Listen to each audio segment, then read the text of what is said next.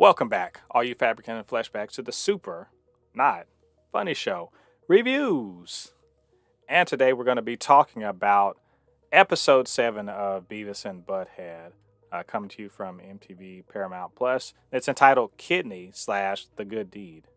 So, was it good? Was it bad? And should you be watching? The previous time we saw old Beavis and Butthead, I hated it. I hated that part of the episode. And so I was not looking forward to seeing yet another old Beavis and Butthead bit. But you know what? I tried to keep an open mind, so that's what I did with part 1 of this episode, Kidney, in which old Beavis gets it in his head that he's just not going to pee because if he does, old Butthead's going to take his spot back on the couch. And of course, because he's a sociopath and kind of a dick, old Butthead just eggs him on and to drink beer and everything and to wait him out, such that Beavis's kidneys literally pop from not peeing for days. This could be the most ridiculous setup for a joke, the half episode running joke, but I couldn't deny that I laughed a lot at that.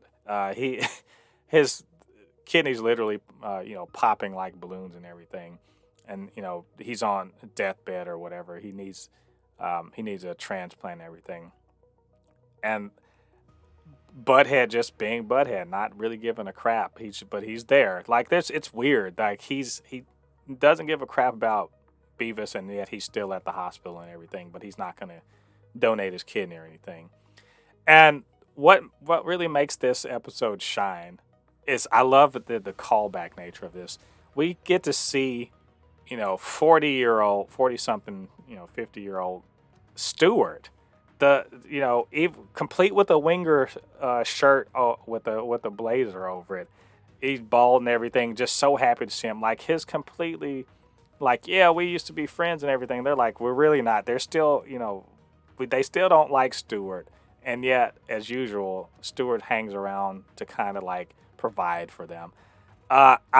When he showed up, I laughed and I pointed, and the whole meme with Leo DiCaprio pointing at the screen, that was me, and I loved it. I must say, I love this part of this episode.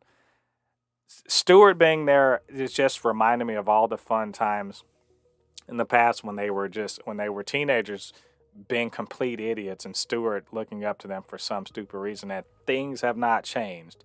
His idea of what their friendship or whatever it was like is entirely different. But Beavis and Butthead are totally cool with taking advantage of him, even to the point of getting a kidney for Beavis, and Beavis just being like, "I don't want a part of him and me," and Butthead just sort of laughing at the situation. And even at the end where Stewart maybe changed his mind, but they ended up going through with it and everything. And then later on, Stewart, because he's a successful real estate guy, he takes them out to a fancy place to kind of celebrate the fact that they're this bond.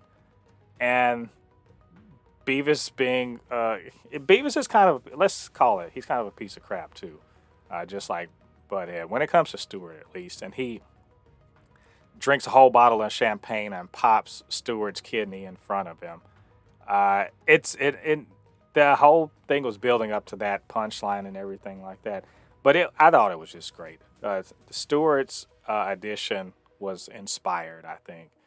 And Beavis and Butthead playing off him is one of the great things about this show. This, the comedy of that.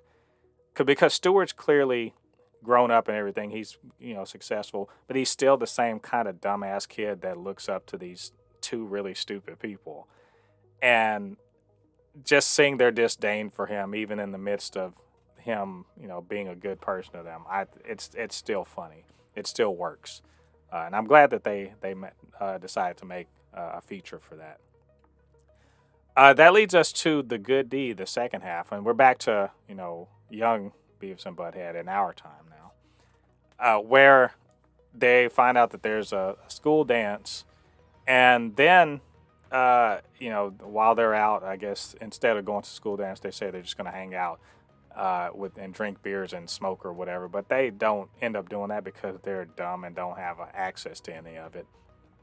But Tom Anderson again showing up tells them about how to get rid of pests and shows them a thing of a Mexican DDT.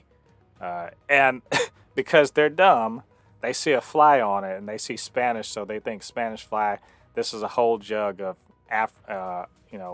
aphrodisiac, and they're like, we're going to do a good deed for the world. We're just going to make everyone at the school dance high on this aphrodisiac, and everyone will score. And we're just doing so. They think, and they literally are thinking, this is a good deed. We're doing a good deed for the world. We're just making everyone better, everyone's lives better. So they take this poison up there and they replace the punch for the school dance with this DDT. And I was thinking like, holy shit, you guys are gonna kill everybody. But because they're Beavis and Butthead, they ultimately are kind of selfish and self-centered and really dumb. They end up drinking all of it and making themselves hella sick, and no one else gets sick except them. And they're kind of fighting over it and whatever. And they end up in the hospital, and you find out that they have brain damage before they ever drank any of the DDT and stuff that it should have killed them, et cetera, et cetera. And it ends with like them flatlining, and before they flatline, they say we're never going to do anything else for anybody for as long as we live. And it ends. Obviously, Beavis and Butthead are not really dead, because that's not this kind of. But it's like one of those anthology shows where people can die and then they'll still be back in the next episode. This wasn't as funny. It was more, but it still was pretty good though. I'm not gonna lie, it was pretty good. It's one of those situations where, hey, the premise is the premise is pretty thin, the joke's pretty thin, but the antics of the characters as they ingest this poison or whatever is pretty fun to watch, and it just makes you shake your head. This is one of those where you're just like shaking your head at these idiots, just constantly these idiots. Not the strongest, but not the worst of the new episodes. I'll also say that the riffing was quite good in this one. I think not as good as it's been in previous episodes, but I think it really enhanced the episode. That's one thing I've been missing about this series is the riffing has been spotty.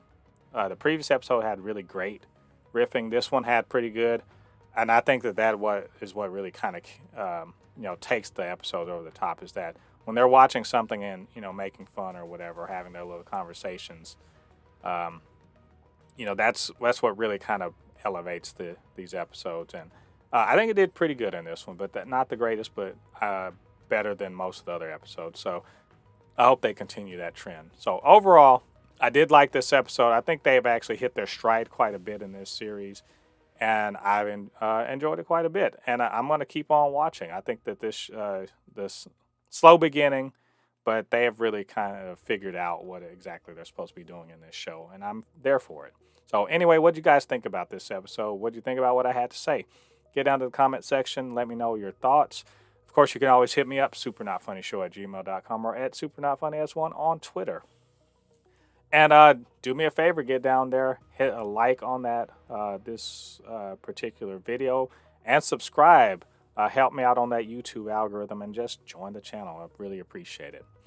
All right, all you Fabricans and Fleshbags, thanks for joining me on this episode. Come back next week. We're going to be reviewing it's episode 8 of the show. Till then, I've been the Mo Coupe, your resident fabricant and comic extraordinaire on all things pop culture. And I'll see you guys on the other side of the thread. Peace.